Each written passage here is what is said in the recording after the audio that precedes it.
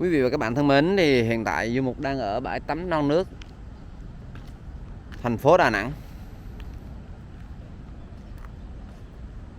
Bãi tắm Non Nước, thành phố Đà Nẵng. Đây.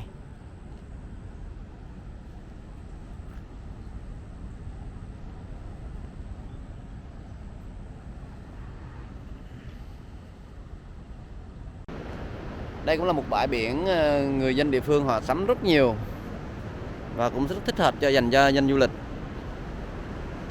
Để mình quay cho các bạn xem một khúc bãi biển non nước vào một ngày đẹp trời của sáng thứ Tư.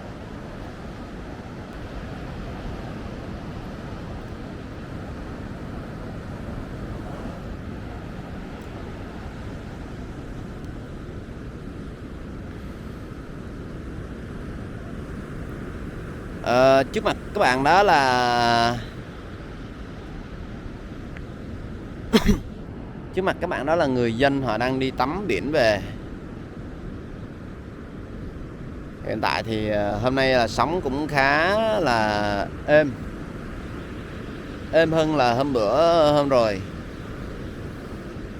nên là cũng rất nhiều người dân họ đi tắm biển về. Thời tiết hôm nay khá lạnh, nhưng mà người dân ở vùng biển thì họ vẫn đi tắm bình thường, không sao hết.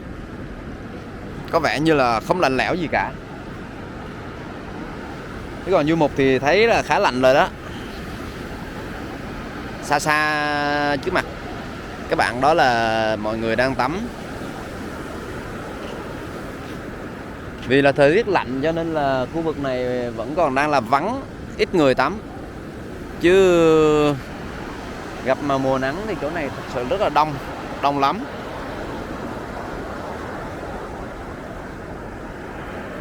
Một phần bãi biển, bãi tắm non nước.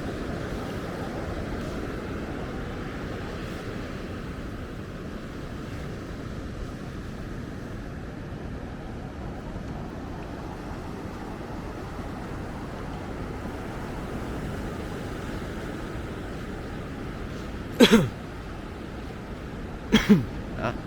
Từ chỗ khách sạn Phước Lộc ở là sẽ là đối diện với bãi tắm non nước, nên các bạn có ra đây chơi ghé đây ở tại khách sạn Phước Lộc, hoặc các bạn có điều kiện hơn nữa, các bạn ở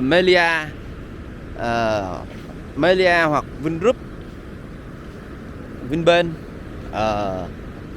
là cũng có bãi biển ở gần đây rất là đẹp.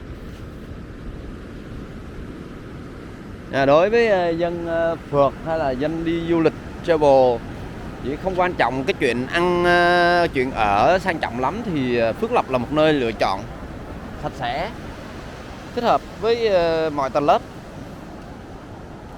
Anh chị em đi công tác cũng là một nơi rất là thích hợp.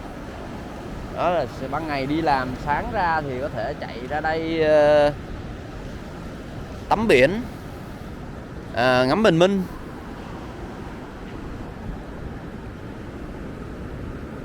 Bãi tắm non nước là một trong những bãi tắm đẹp.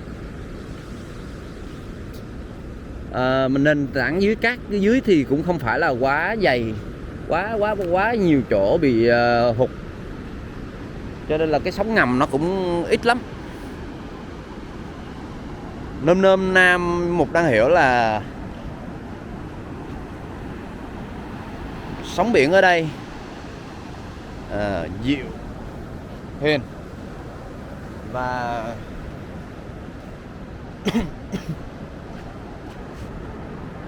đó, một buổi sáng đẹp trời tại bãi tắm non nước khách sạn Phước Lộc.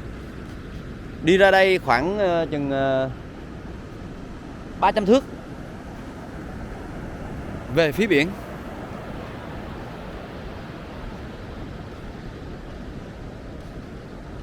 Rất đẹp.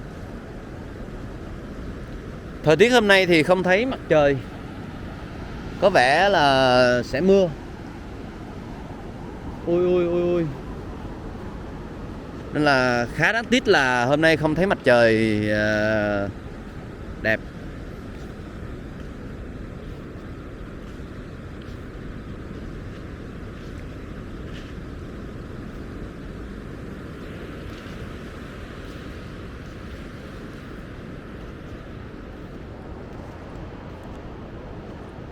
Đây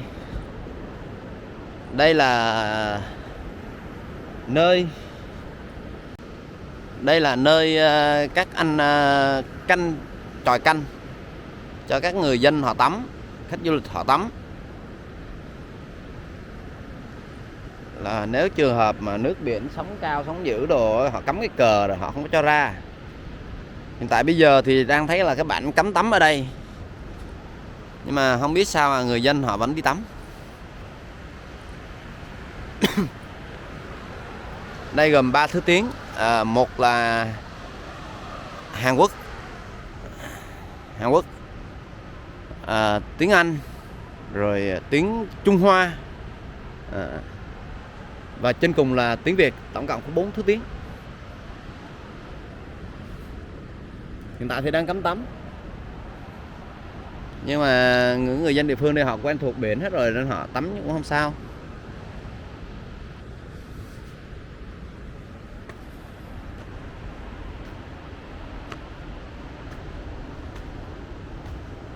Một bãi tắm tuyệt đẹp.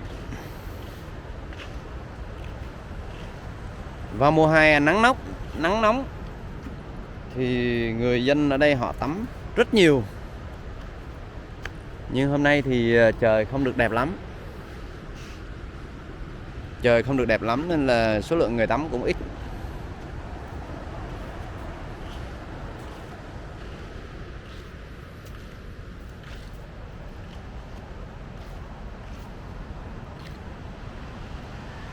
Đó, trước mặt các bạn là khách sạn Phước Lộc. Đi qua đây, bộ qua đây khoảng chừng 300 m. 300 m. Rất gần. Bên này là Melia. Khách sạn Melia Đà Nẵng. Một trong những tập đoàn nổi tiếng có mặt trên lãnh thổ Việt Nam cũng rất nhiều nơi. Phú Quốc, Hồ Tràm và Hà Nội, như Nha Trang cũng có. Một trong những tập đoàn khách sạn nổi tiếng.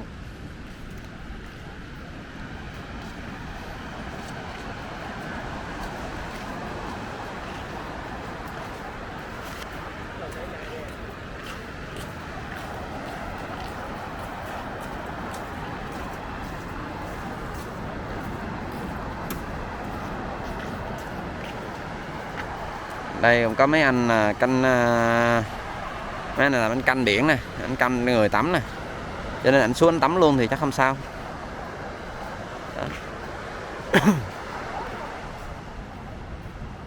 Giờ người dân họ đi lên để họ chuẩn bị đi làm, bắt đầu cho một ngày làm việc mới với một buổi sáng tắm biển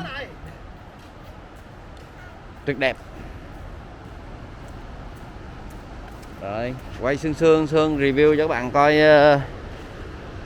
bãi tắm non nước thành phố Đà Nẵng. Một trong những bãi tắm tuyệt đẹp.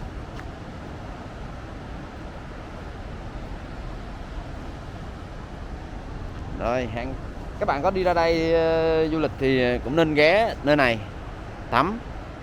Vì ở khúc này nó gần Ngũ Hành Sơn, đi Hội An cũng rất là gần. Từ khách sạn Phước Lộc đi qua Ngũ Hành Sơn chừng cây số, chưa được cây số, 700-800 m gì thôi là sát bên Ngũ Hành Sơn. Đó cũng là một nơi tuyệt đẹp. Ngũ Hành Sơn thì mình đi rồi nha, mùa này vừa qua giờ đi ngang để ý, nhưng mà hình như là không có đón khách do dịch Covid nên là chưa biết sao. Rồi, quay sương vậy thôi, chào các bạn nha. Sương nhẹ nhẹ buổi sáng.